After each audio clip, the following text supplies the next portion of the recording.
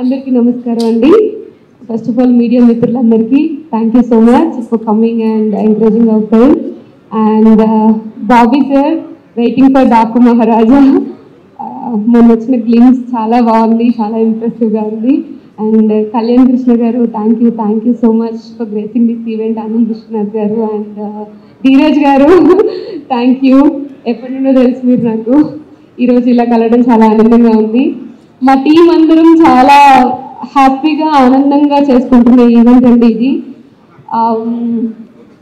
చాలా డేస్ నుండి వెయిట్ చేస్తున్నాం ఇలాంటి ఒక మూమెంట్ కోసం. శ్రీకాకుళం షెర్లాక్ హోమ్స్ నా కెరియర్లో నాకు చాలా మంచి పేరు ఇచ్చే సినిమా. సో నేనైతే ఎప్పటి నుండో చాలా ఈగర్గా వెయిట్ చేస్తున్నాను.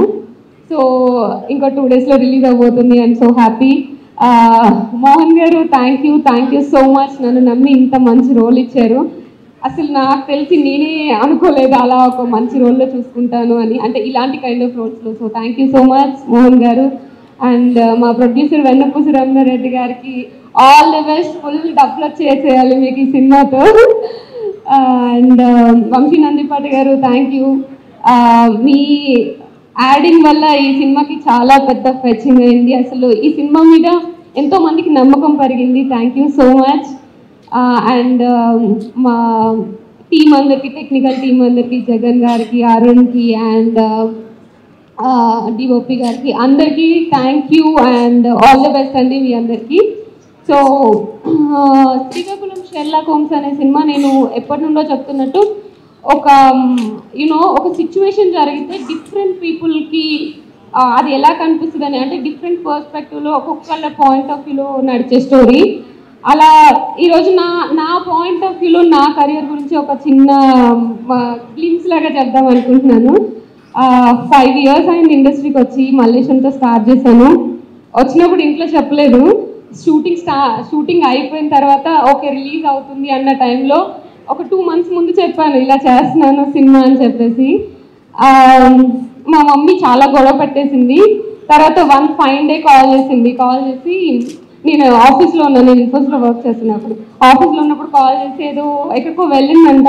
మా ఓన్ రిలేటివ్సే చెప్పారు, నీ పెంపకం తీరు అలా ఉంది అని అనింది అని చెప్పింది మా మమ్మీ. ఆ రోజు చాలా ఎమోషనల్ అయ్యాను, చాలా ఫీల్ అయ్యాను. ఆ రోజు డిసైడ్ అయ్యాను ఏదో ఒక రోజు సక్సెస్ కొట్టి చూపించాలి అని.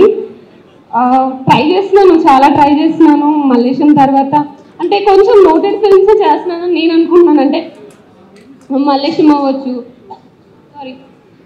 అవ్వచ్చు, ప్లేబ్యాక్ అవ్వచ్చు, వకీల్ సాబ్ అవ్వచ్చు, ఆర్ తంత్ర, పొట్టేలు, ఇప్పుడు వస్తున్న శ్రీకాకుళం షెర్లాక్ హోమ్స్, అన్ని ఫిల్మ్స్లోనూ నా 100% నేను ఇస్తున్నాను. ఒక మంచి కథను ఎంచుకొని ఆ కథకి తగ్గట్టుగా షూటింగ్లో ఆ క్యారెక్టరైజేషన్ ఎలా పట్టుకోవాలో తెలుసుకొని దాని తర్వాత ప్రమోషన్స్కి నా 100% మోర్ దెన్ నా 100% ఇచ్చి ట్రై చేస్తున్నాను. ఎందుకు వర్కౌట్ అవ్వట్లేదని చాలామంది అడుగుతున్నారు. I don't know, but I hope ఈ సినిమాతో అదంతా పోయి ఒక మంచి సక్సెస్ఫుల్ యాక్టర్గా ఒక సక్సెస్ మీట్లో కలుద్దామని అనుకుంటున్నాను.